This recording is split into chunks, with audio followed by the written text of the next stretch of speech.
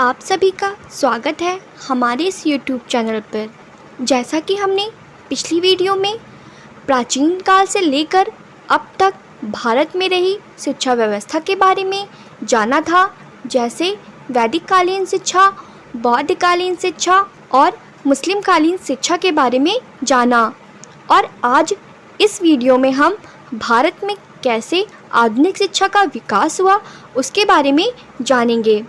आधुनिक शिक्षा काफ़ी हद तक अंग्रेज़ों की शिक्षा प्रणाली से संबंधित है।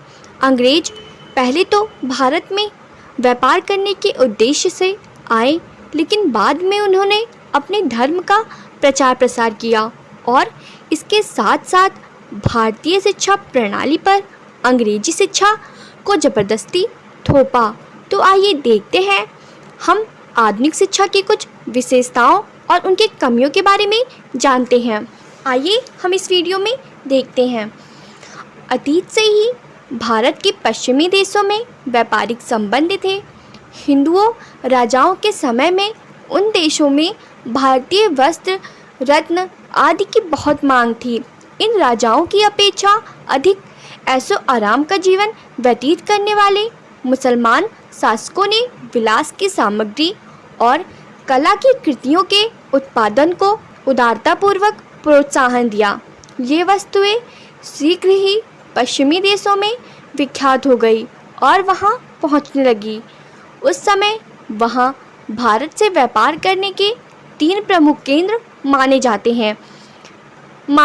थे। पहला टायर, दूसरा सिकंदरिया, तीसरा कुस्तुनतुनिया। इन केंद्रों को भारतीय वस्तुएं उत्तरी पश्चिमी सीमा प्रदेश से होती हुई प्राचीन स्थलों मार्गों से जाती थीं। इनके बदले में वहां से चांदी, मूंगा, मदिरा आदि वस्तुएं आती थीं।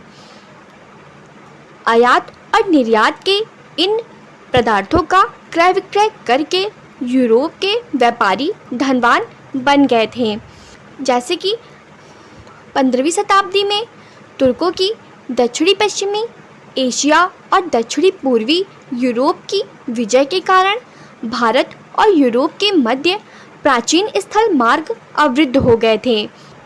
इससे यूरोप के व्यापारियों को चिंतित देखकर वहां के नाविकों ने भारत के लिए जल मार्ग खोजने का बेड़ा उठाया। इस कार्य का श्रेय पुर्तगाल नाविक वास्को डी गामा को प्राप्त हुआ।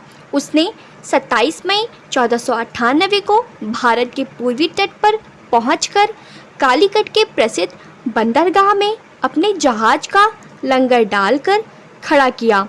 इस नवीन जलमार्ग की खोज के फलस्वरूप यूरोप के व्यापारियों का भारत में आगमन हुआ। आरंभ में उनकी रुचि केवल व्यापार में थी, किंतु जैसा कि T.N. सिक्वेरा ने लिखा है, व्यापार के बाद इस देश में उनका झंडा लहराया और उसके साथ उनकी शिक्षा का आरंभ हुआ। आइए जानते हैं कि मिशनरियों द्वारा शिक्षा का आरंभ कैसे हुआ। यूरोप के व्यापारियों के भारत आगमन के कुछ समय उपरांत वहां के ईसाई मिशनरियों ने इस देश में प्रवेश किया। मिशनरियों का मुख्य उद्देश्य भारतवासियों को अपने धर्म का अनुयायी बनाना था, न कि यूरोपीय ढंग की शिक्षा संस्थाओं का शिलान्यास करना। फिर भी उन्होंने इस कार्य को प्राथमिकता प्रदान की। इसका कारण बताते हुए प्रसिद्ध मिशनरी डॉक्टर D.O.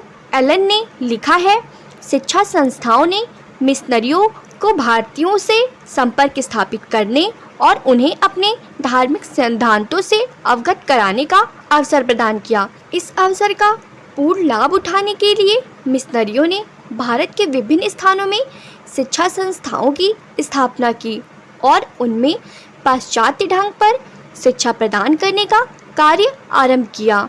यही कारण है कि मिशनरियों को भारत में आधुनिक शिक्षा का प्रवर्तक माना जाता है। इस संबंध में नुरल्ला व नायक ने कहा है कि मिशनरियों को भारत में आधुनिक शिक्षा पद्धति के प्रवर्तक होने का सम्मान प्राप्त है। तो ये थी आधुनिक शिक्षा के प्रारंभ से जुड़ी कुछ महत्वपूर्ण बातें। आज की क्लास हम यहीं पे समाप्त करते हैं। अगली वीडियो में हम मिशनरियों ने कौन कौन से शिक्षा के कार्य किए हैं उसके बारे में जानेंगे। धन्यवाद।